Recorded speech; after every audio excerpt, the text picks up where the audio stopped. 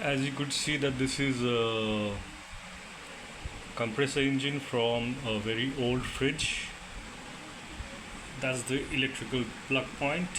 Okay, so this unit, it pushes in air through this nozzle inside your fridge. Okay, now what is this point? This is connected to a pipe. Where's the pipe?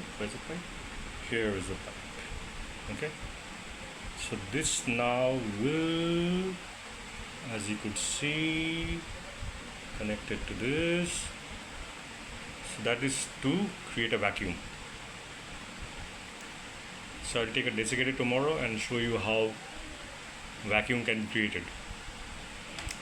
This thing normally would cost you, depends on the horsepower, it can go up to 22 kg. I also have that. So I asked an engineer, which is like a shop, to make some modification to a compressor.